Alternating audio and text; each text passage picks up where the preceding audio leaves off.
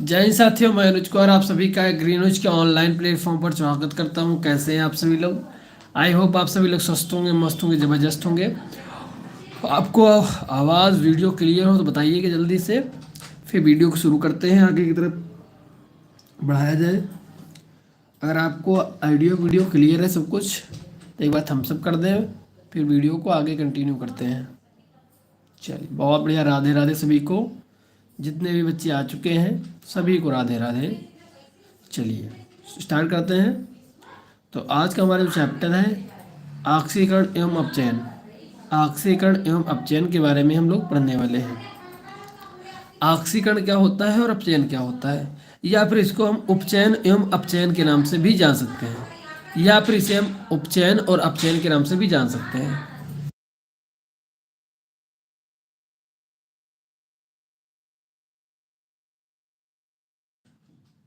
ठीक है, तो ऑक्सीकरण या फिर इसे हम उपचयन और अपचयन के नाम से जान सकते हैं, या फिर ऑक्सीकरण एवं अपचयन के नाम से जान सकते हैं।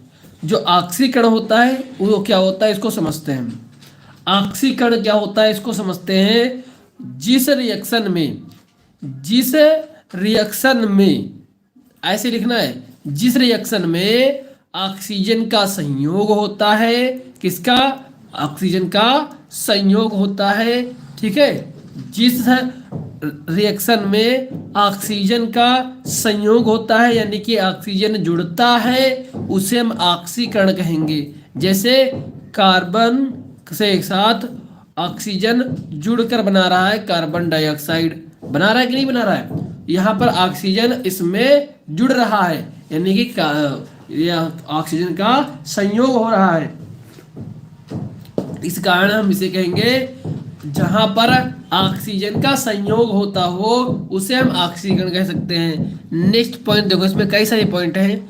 नेक्स्ट पॉइंट है, जब या फिर जिस रिएक्शन में हाइड्रोजन का परित्याग होता हो। परित्याग का मतलब है हाइड्रोजन अलग होता हो, मुक्त होता हो, यानी कि यहाँ से हमारा है CH3CH2OH। अब इसमें क्या हो रहा है, इससे CH3CHO का निर्माण होता है और हाइड्रोजन जो है बाहर निकलता है। जब हाइड्रोजन हमारा बाहर निकलता है, अलग होता है, उसे हम बोलते हैं परित्याग करना, या फिर उसे हम ऑक्सीकरण में जाएंगे। क्या? ऑक्सीकरण में ऐसा देखने को मिलेगा। नेक्स्ट पॉइंट है आपका इलेक्ट्रॉनों का परित्याग होना।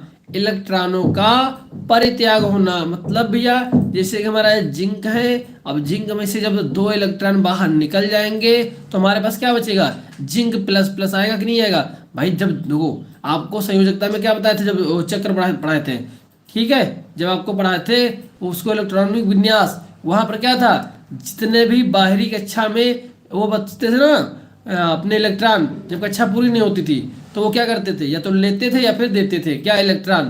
तो ऐसे ही यहाँ पर 2 इलेक्ट्रॉन जब निकल गए हैं और जब देने वाला होता है उस पर प्लस चढ़ जाता है, तो इसीलिए इसमें जिंक पर प्लस प्लस आ गया, यानी कि इसने अपने 2 इलेक्ट्रॉन त्याग दिए हैं। ठीक है, इसका मतलब क्या है? इसका मतलब कि जिंक ने अपने 2 इलेक्ट्रॉन त्याग दिए हैं, तो ये हमारा हो जाएगा इलेक्ट्रॉन का परित्याग। तो हम कहेंगे जब इलेक्ट्रॉन का परित्याग होता है, कहने का मतलब जैसे कि मैंने आपको बताऊं, मैं आपका ये लिखा है, अब आप इसको क्या कहोगे? ये जो हमारा है सोडियम धनायन, अब इससे क्या कहोगे? इसका मतलब क्या है? इसमें इलेक्ट्रॉन कितने हैं जल्दी से बताओ, इसमें इलेक्ट्रॉन कितने हैं? सभी लोग थम्स अप करके बताओ, इसमें इलेक्ट्रॉन कितने होंगे? बोलो, इसमें इलेक्ट्रॉन कितने होंगे?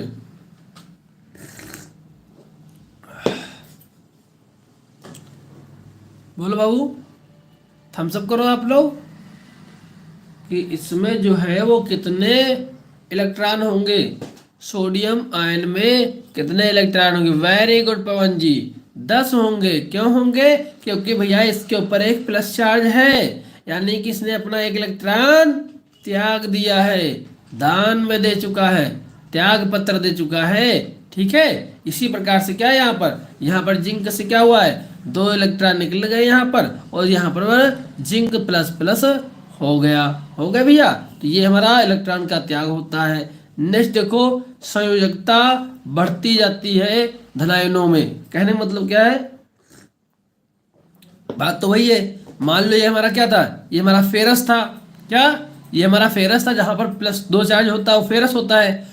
अब यहाँ पर क्या हुआ, यहाँ पर एक, जब एक इलेक्ट्रॉन और निकल गया तो ये क्या बन गया, फेरिक बन गया। क्या, फेरिक, फेरिक बन जाता है। और यहाँ पर प्लस प्लस प्लस जो है इलेक्ट्रॉन हो जाते हैं। यानी कि यहाँ पर जो संयोजकता थी वो 2 की थी, यहाँ पर कितनी हो गई, 3 हो गई। तो भैया धनायनों की संयोजकता भी बढ़ जाती है। क्या, संयोजकता भी बढ़ती जाती है। जैसे जैसे भी इलेक्ट्रॉन निकलता जाएंगे वैसे वैसे संयोजकता भी बढ़ती जाएगी। यहाँ पर मैंने आपको बताया था इलेक्ट्रॉन निकलने की बात, और यहाँ पर मैं आपको बता रहा हूँ कि अगर यहाँ पर इसकी संयोजकता 2 थी तो यहाँ पर क्या हो गई, उसकी 3 हो गई, एक इलेक्ट्रॉन और मुक्त हो गया। ठीक है, तो हम लोग ये कह सकते हैं भैया कि जिस भी रिएक्शन में ऑक्सीजन का संयोग होता हो, या फिर हाइड्रोजन का परित्याग होता हो, या फिर इलेक्ट्रॉन का परित्याग होता हो, या फिर संयोजकता बढ़ती जाती है धनायनों में, तो उसे हम क्या कहेंगे, उसको हम ऑक्सीकरण या ऑक्सीडेशन कहते हैं। ऑक्सीकरण या फिर ऑक्सीडेशन कहते हैं। ये आपको याद रखना है। और इसी को ऑक्सीकरण को ही हम एक और नाम से जान सकते हैं, एक और इसका नाम होता है उपचयन। एक बच्चे का भी हम हाफ ईयरली एग्जाम देखे थे, उसमें जरूर ये क्वेश्चन आया था। तो ऐसे करके बच्चे कंफ्यूज हो जाते हैं कि भैया उसमें उपचयन लिख के आया था, उपचयन। तो उसमें बच्चे को पता था ऑक्सीकरण, लेकिन उपचयन उसको ध्यान नहीं था, इसलिए उपचयन में भी इसको लिख दे रहा हूँ, उपचयन। ठीक है, उपचयन के नाम से भी जाना जाता है। ठीक है, अब बताओ, इतना क्लियर हुआ आपको, इतना क्लियर हुआ? ठीक है, इतना क्लियर हुआ आपको। अब देखो एक और डिफिनीशन इसकी हम बना सकते हैं, एक डिफिनीशन और हम बना सकते हैं। कैसे?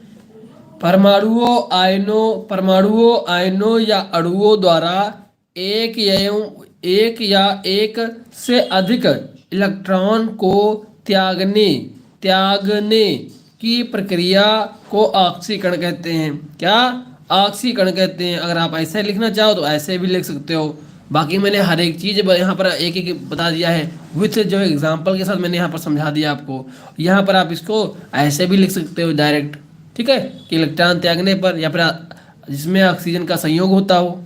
ठीक है, तो ये आपका क्या है, ये आपका ऑक्सीकरण है। क्या है? ये आपका ऑक्सीकरण हो गया। ठीक है, ऑक्सीकरण है जो आपका ये हो गया। अब चलते हैं नेक्स्ट, थम्स अप करते रहना आप लोग अगर आपको समझ में आ जाता है। हाँ, वेरी गुड साहब, उपचयन और अपचयन। चलो अब देखो भैया क्या है नेक्स्ट, देखो अब आता है अपचयन। जो अपचयन रिएक्शन होता है इसमें क्या होगा,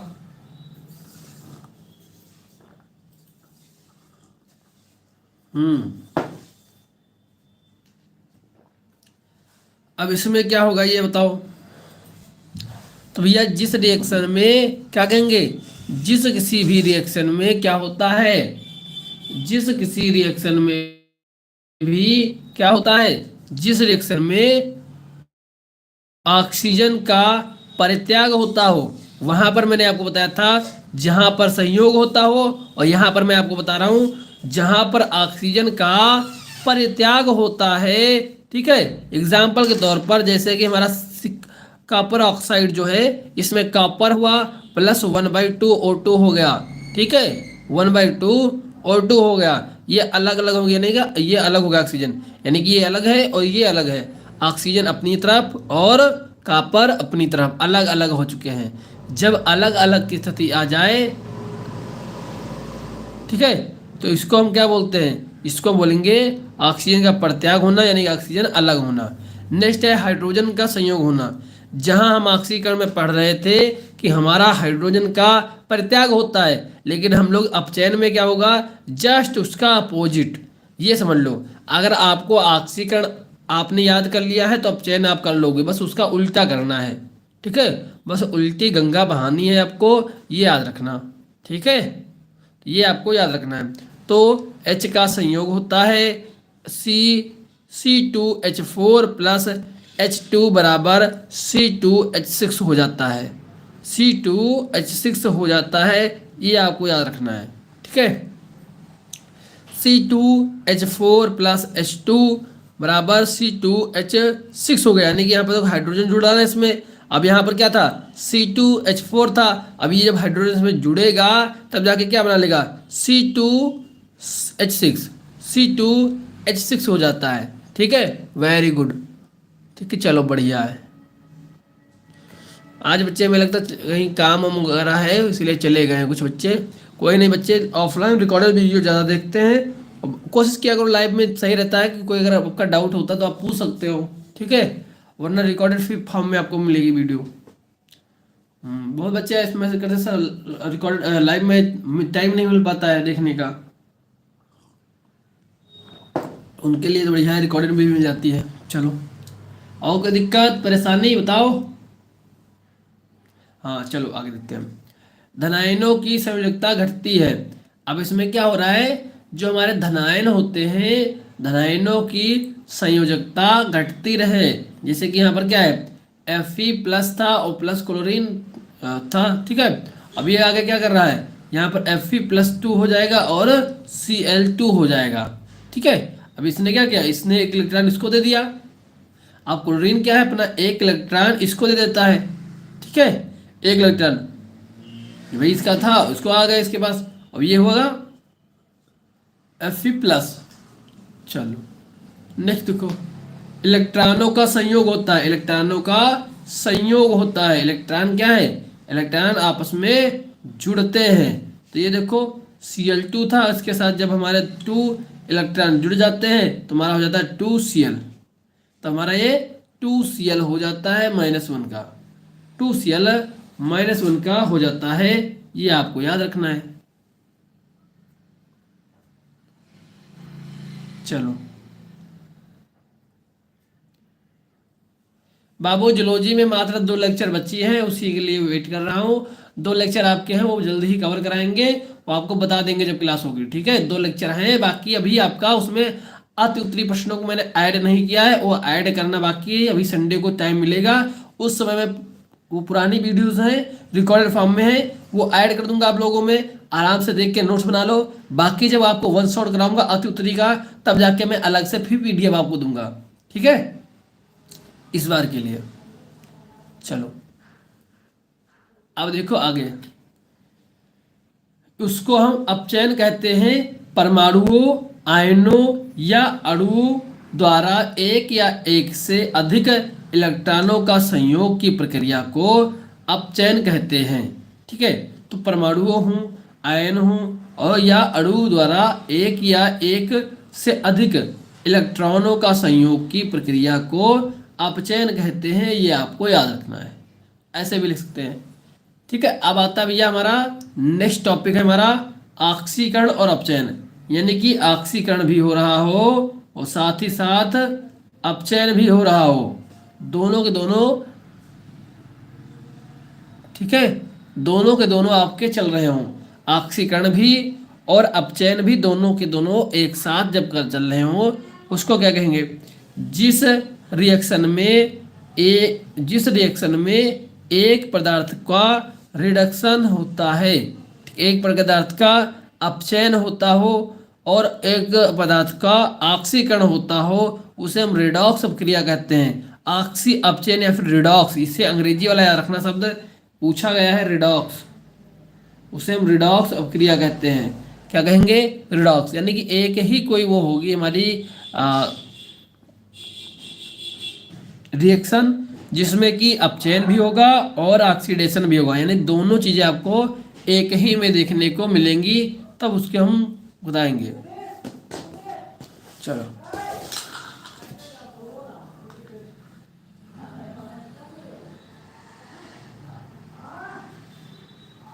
चलो अब देखो यहाँ पर, अब आपको ये दिख रहा है ना। अब देखो यहाँ पर क्या हो रहा है, यहाँ पर क्या हो रहा है, अब जो हमारा SN, ठीक है, SN क्लोराइड है, ये क्या है, स्टेनलेस क्लोराइड जो हमारा, ये हमारा यहाँ से देखो, यहाँ से आके यहाँ पर क्या हो रहा है, Cl4 हो जा रहा है। कितना, Cl4 होता जा रहा है। और यहाँ से इसको देखो तो ये क्या हो रहा है, यहाँ से ये वाला हमारा जो, ठीक है, यहाँ पर आ जा रहा है रिडॉक्स अपक्रिया में। यहाँ पर क्या है, इलेक्ट्रॉन जो है, यहाँ पर क्या है, इलेक्ट्रॉनों की संख्या बढ़ रही है। ठीक है, और यहाँ पर क्या है, इलेक्ट्रॉनों की संख्या घट रही है। तो ये हमारी रिडॉक्स अपक्रिया होती है। NaOH प्लस HCl, हाँ जी very good, NaCl plus H2O, very good. अच्छा इसको समझो, इससे इससे और अच्छा समझ में आएगा। ऊपर वाली थोड़ी सा है, चाहे आपको समझ में ना आई हो, ये समझ में अच्छी आएगी। अब देखो इसमें भैया क्या बता था, ऑक्सीजन का संयोग होता है, बहुत इजी वाली इक्वेशन है, समझ में आ जाएगी। अब एक ही ये समीकरण है, अब इसी समीकरण में आपको दिखाई दे रहा होगा कि हमारा जो जिंक है वो क्या बन जा रहा है, जिंक ऑक्साइड, इसका ऑक्सीजन को इसमें जुड़ जा रहा है, तो इसे हम क्या बोलेंगे, यानी कि ऑक्सीजन का संयोग हो रहा है, तभी तो जिंक ऑक्साइड बन रहा है, तो इसको बोलेंगे ऑक्सीडेशन। और जो कॉपर ऑक्साइड है इसमें क्या हो रहा है, रिडक्शन। कैसे, ऑक्सीजन तो पहले भी अलग हो गया, इससे ऑक्सीजन अलग हो गया है, ठीक है, इसलिए क्या इसको बोलेंगे रिडॉक्स अपक्रिया, इसको ऑक्सीडेशन अपक्रिया। ये बहुत बढ़िया तरीके से आपको समझ में आई होगी, ये आपको जरूर याद रखना है, इंपॉर्टेंट भी है आपके, मतलब आसानी से याद भी हो जाएगी, आपको भूलोगे नहीं, तुम भूलोगे भी नहीं, आसानी से याद भी हो जाएगी। अच्छा PDF निकलवाना है, हाँ अच्छा चलो चलो निकलवा लेना भाई जरूर, ठीक है, आई बात समझ में। तो ऐसे आपको कुछ करना है, तो कुछ आपको ऐसे कार्य इस पे करना पड़ेगा, ठीक है। तो जिंक के साथ ऑक्सीजन जुड़ रही है, इसलिए इसे ऑक्सीडेशन बोलेंगे, और यहाँ पर जो है ऑक्सीजन हट रही है, इसलिए हम इसको रिडॉक्स बोलेंगे। बताओ जल्दी से, थम्स अप करो अगर ये चीज़ आपको समझ में आई है, जितने भी लोग हो बाबू, सभी लोग थम्स अप कर दो अगर आपको ये चीज़ समझ में आई है कि ये कैसे रिएक्शन काम कर रही है। तो ये जिंक है, ऑक्सीजन का संयोग होता है तो ऑक्सीडेशन, यहाँ पर ऑक्सीजन का अलगाव होता है, इसलिए इसको हम रिडॉक्स बोल देंगे, ठीक है। चलो नेक्स्ट देखो भैया, नेक्स्ट पदार्थ जो नेक्स्ट हमारा टॉपिक है छोटा सा इसी में, वो टॉपिक क्या कहता है, ये होता है भैया ऑक्सीकारक पदार्थ तथा अपचायक पदार्थ। अब क्या है ये ऑक्सीकरण पदार्थ तथा अपचायक पदार्थ क्या होते हैं, इसको मैं यहाँ पर समझाने से पहले, ये थ्योरी आपको समझ में नहीं आएगी, इसलिए हम इसको पहले चलते हैं दूसरे तरफ जो है आपको समझाने के लिए, इसको हम कैसे समझ सकते हैं।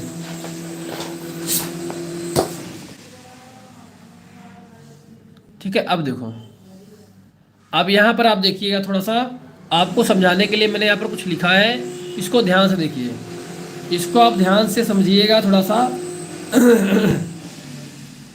अब ये कोई आपकी क्या है, एक कोई रिएक्शन है, क्या है ये, कोई आपको रिएक्शन दिखाई दे रही है, एक A होता है, एक B होता है, और एक आगे जाके A प्लस हो जाता है और B माइनस हो जाता है।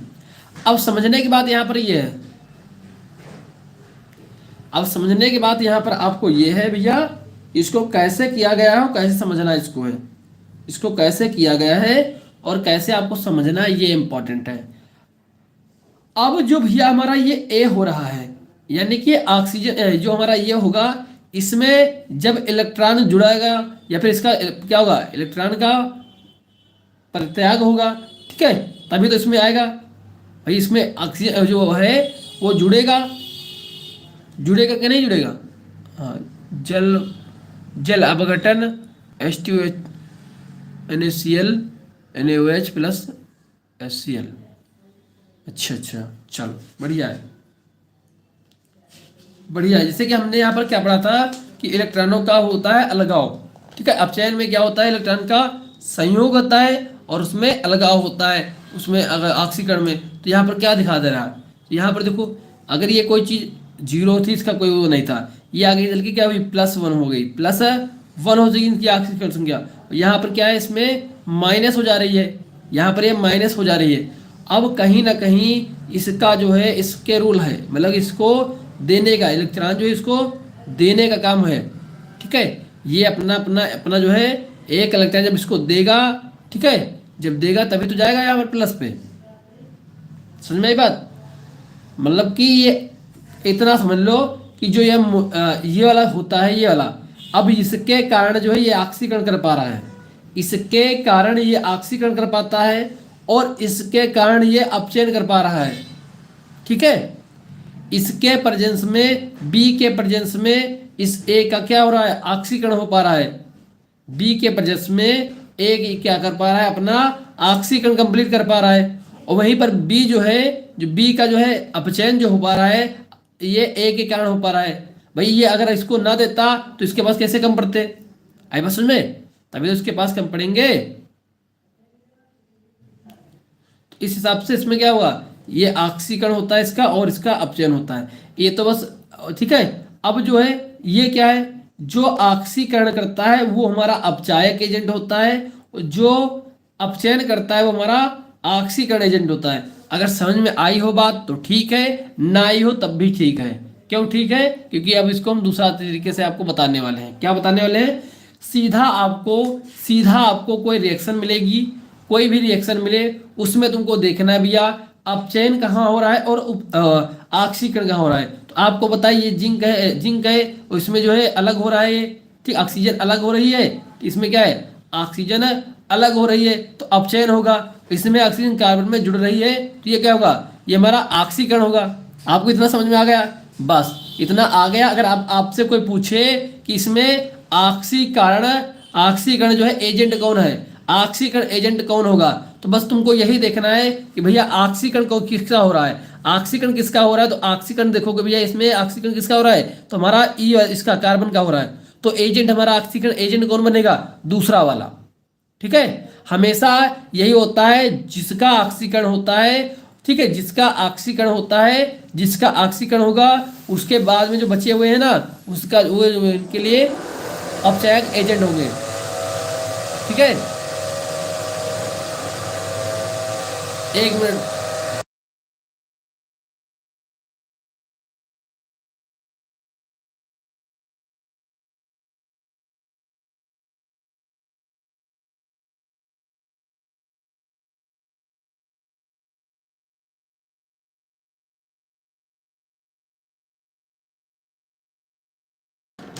ठीक है, समझो यहाँ पर, समझो यहाँ पर क्या है, जो जिसका ऑक्सीकरण यहाँ पर हो रहा है, जिसका ऑक्सीकरण हो रहा है, इसका ऑक्सीकरण हो रहा है, तो ये जो है इस जो ऑक्सीकरण इसका हो रहा है वो ऑक्सीकरण एजेंट कभी भी नहीं होगा, वो ऑक्सीकरण एजेंट नहीं होगा। ये आपको याद रखना है, जिसका ऑक्सीकरण हो रहा होगा वो ऑक्सीकरण एजेंट कभी नहीं होगा। जिसका अपचयन हो रहा होगा वो ऑक्सीकरण एजेंट बन जाएगा, और जिसका अपचयन हो रहा होगा, ठीक है, जिसका अपचयन हो रहा होगा वो जो है क्या बनेगा, वो जिसका अपचयन हो रहा होगा वो बन जाएगा इसका ऑक्सीकरण एजेंट। और जब अपचयन इसका हो रहा है, इसका क्या है, इसका अपचयन हो रहा है, ठीक है, तो इसके लिए अपचायक एजेंट कौन हो जाएगा, तो ये ऑक्सीकरण वाला एजेंट हो जाएगा। मतलब दूसरे एक दूसरे को उल्टा है इसमें। बस आप इतना याद रखो कि इसमें जस्ट उल्टा है। जब आपसे ऑक्सीकरण एजेंट पूछे तो आप अपचयन वाले का नाम दे दो, ठीक है। जब आपसे ऑक्सीकरण एजेंट पूछे, ठीक है, ऑक्सीकरण एजेंट, तो अपचयन वाले का नाम दे दो। जब आपको अपचयन वाले का एजेंट पूछे, पदार्थ यानी कारक पूछे, तब ऑक्सीकरण वाले का नाम दे दो। बस इतना करना है, जस्ट इसका उल्टे करने हैं बस, ठीक है, जस्ट इसमें उल्टा करना है। अगर इतना समझ आए, अगर कहीं आया क्वेश्चन तो आप बता दोगे, ठीक है, क्या है। अब इसमें तुमको दिख रहा है कि ऑक्सीकरण इसका हो रहा है, तो यह ऑक्सीकरण एजेंट कौन बनेगा, ये वाला बनेगा हमारा, ठीक है, क्योंकि इसके वजह से, इसकी सहायता से ये ऑक्सीकरण कर पा रहा है। अगर भैया इससे ऑक्सीजन अलग ना होता तो क्या ऑक्सीजन कर पाता ऑक्सीकरण, ठीक है, तो ये इसमें हेल्प कर रहा है ऑक्सीकरण कराने में, ठीक है, ये ऑक्सीकरण कराने में हेल्प करा रहा है। ये क्या कर रहा है, ये हेल्प करा रहा है। और ये क्या है, अपचयन जो है, अपचयन जो है ये हो पा रहा है क्योंकि ऑक्सीकरण कर लिया है, तो ये इसमें हेल्प कर रहा है।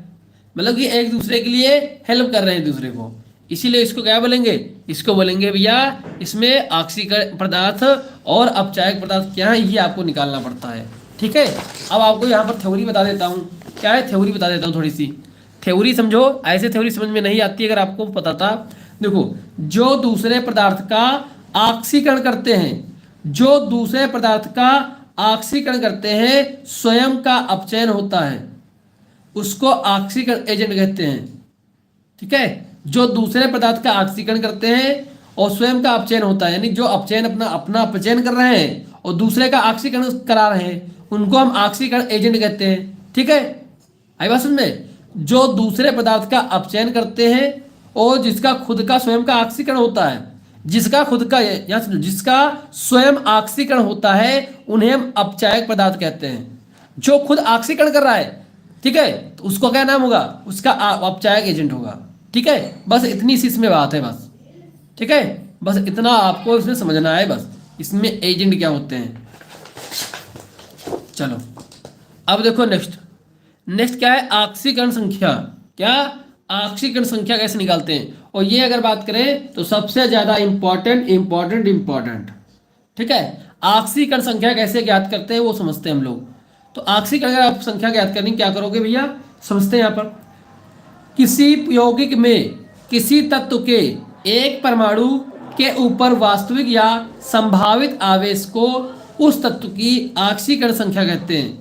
कोई भी तत्व हो या परमाणु हो, उसके ऊपर जो वास्तविक संभावित आवेश होता है उसी को हम क्या बोलते हैं, ऑक्सीकरण संख्या बोलते हैं। ठीक है, ऑक्सीकरण समझे यहाँ पर तुम। नेक्स्ट क्या है, किसी तत्व की मुक्त अवस्था में उसकी ऑक्सीकरण संख्या शून्य होती है। जैसे अगर H2 है, अब इसमें अगर आपसे पूछी जाए कि हाइड्रोजन की ऑक्सीकरण संख्या बताओ तो जीरो होगी हमेशा।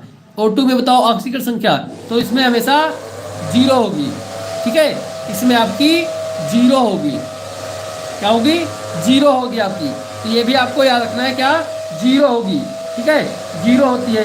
इसी प्रकार से P4 में भी आपकी P जो है इसकी क्या होगी, ऑक्सीकरण संख्या जीरो होगी।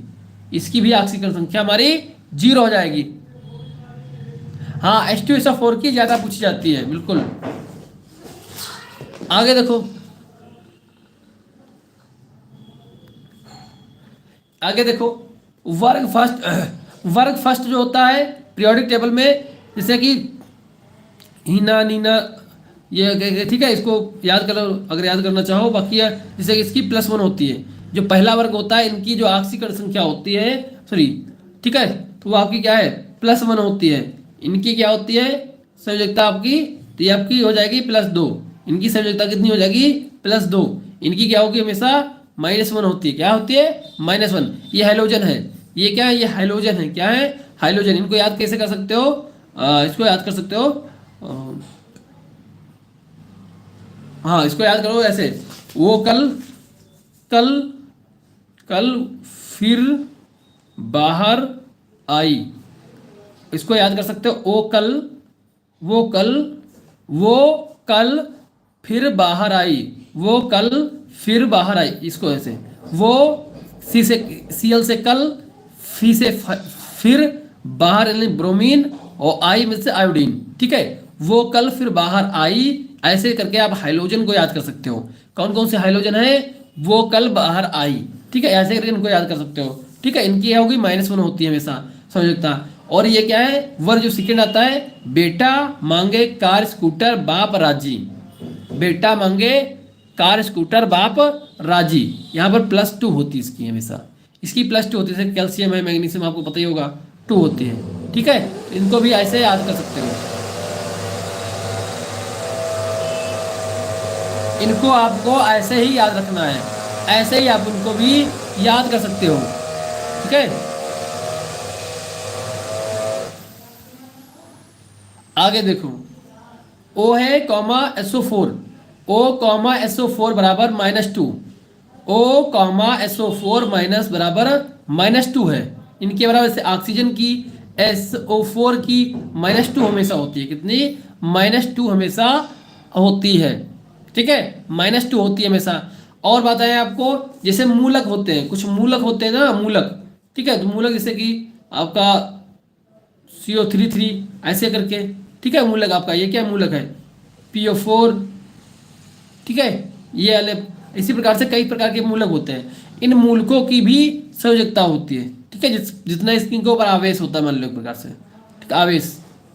ठीक है, तो ये भी आपको याद रखना है।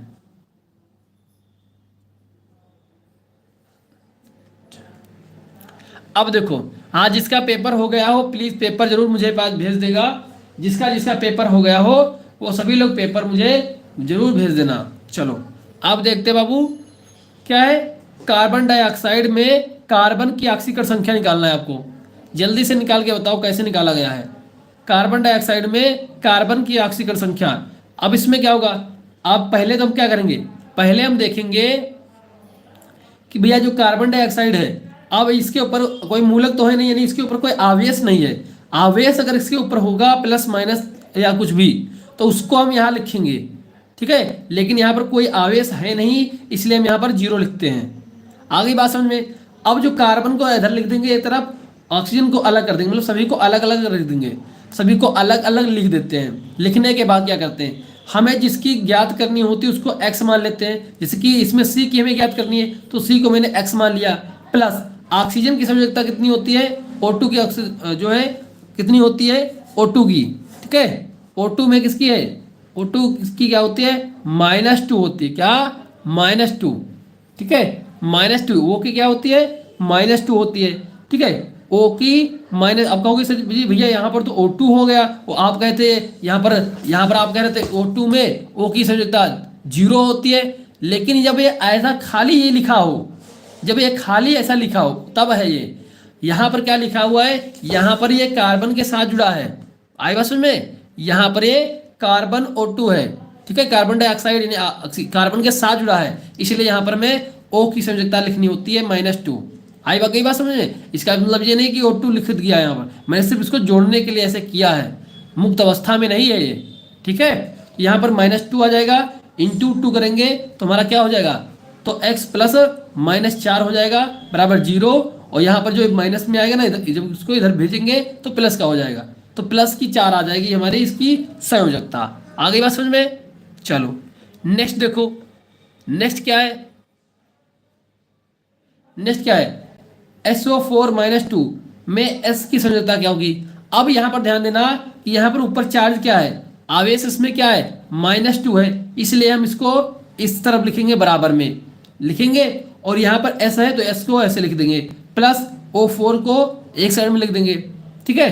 अब देखो S को हमें ज्ञात करना है, तो X को हम X मान लिए, S को हम X मान लिए, प्लस O की ऑक्सीजन संयोजकता कितनी होती है, -2, और ये क्या है 4 बराबर -2। अब क्या होगा, इसमें जब गुणा करेंगे तो माइनस का 8 आएगा, कितना, माइनस का 8 आएगा, ठीक है, माइनस का 8 आ जाएगा। और इधर क्या है, -2 है।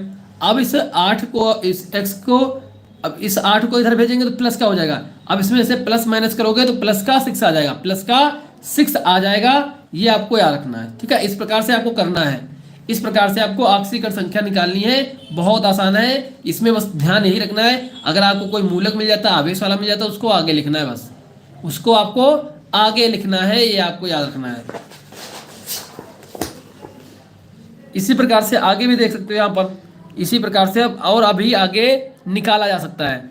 और चीज जैसे कि यहाँ पर मैंने फिर बताया कि कार्बन की ऑक्सीकरण संख्या, इसमें और हमेशा ऑक्सीकरण संख्या किसी भी तत्व की फिक्स नहीं होती है। जैसे हम बात करें कार्बन की, जैसे कि यहाँ पर देखो कार्बन की संयोजकता कुछ और निकलेगी, अभी कार्बन डाइऑक्साइड में हम संयोजकता कुछ अलग निकाले थे। तो हर एक तत्व, हर एक परमाणु की जो है कार्बन जो है, वह कार्बन ऑक्सीकरण जो संख्या है वो अलग अलग आएगी, डिपेंड ऑन द यौगिक, यौगिक कैसा है उसके अनुसार बदलती रहती है। ये यहाँ पर लिखा हुआ है, आप देख सकते हो, ठीक है। किसी भी तत्व का ऑक्सीकरण जो है वो ऑक्सीकरण संख्या यौगिक के आधार पर बदलती रहती है, ठीक है। ऑक्सीकरण जो संख्या होती है,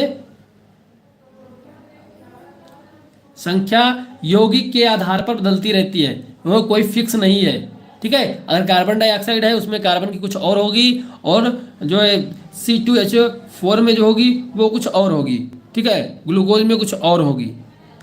समझ में आई बात। तो ये अलग अलग होती रहती है, ये भी पॉइंट आपको याद रखना है, ठीक है। नेक्स्ट यहाँ पर जैसे कि PO4 में P की ऑक्सीकरण संख्या बहुत ही सिंपल है भैया, यही आवेश जो है बस यहाँ लिखेंगे और इसको सॉल्व करेंगे तो हम इसको कर लेंगे, इसको सॉल्व करेंगे तो बड़ी आसानी से हम इसको सॉल्व कर सकते हैं। अब आप लोग एक बार थम्स अप कर दो अगर आप जान गए हो कि कैसे निकालते हैं।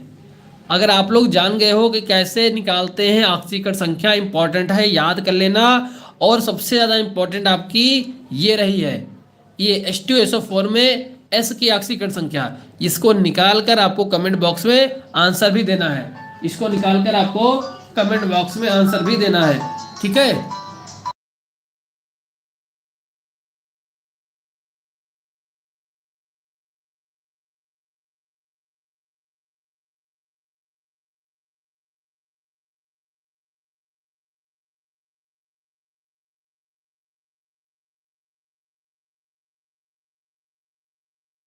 ठीक है, तो ये ऑक्सीकरण वाली जो संख्या है ना H2SO4 में तुम S की मात्रा जो है S का जो ऑक्सीकरण संख्या है वो आपको निकालना है, और निकाल कर आपको अभी कमेंट पिन करना है। ठीक है, जो सबसे पहले बेहतर जो आपका कमेंट आएगा, ठीक है, अच्छी तरीके से निकाल के, तो हम उसका कमेंट जो है पिन भी कर देंगे सबसे ऊपर, जैसा मैंने पहले भी वादा किया था। जिसका बेहतरीन कमेंट आएगा उसका हम पिन कर देते हैं। ठीक है, तो आपका भी पिन करेंगे, ये आपका होमवर्क है, क्योंकि आपको मैंने बता दिया, उसको हम 3-4 बार करा चुका हूँ। आपका जो मॉडल पेपर मैंने करवाया है ना, मॉडल पेपर, उसमें मैंने इसको करवाया है, इसलिए मैं यहाँ पर नहीं करवा रहा हूँ। ठीक है, चलो, तो ये चीज़ आपका हो गया। और जिनके जिनके पेपर हो गए सभी लोग पेपर की हमें फोटो अच्छी क्लीन, या फिर आप PDF फॉर्म में मुझे भेज सकते हैं हमारे नंबर पर। नंबर तो आपको पता ही होगा।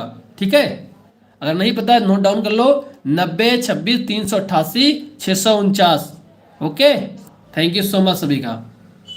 मिलते हैं फिर रात में 9 बजे।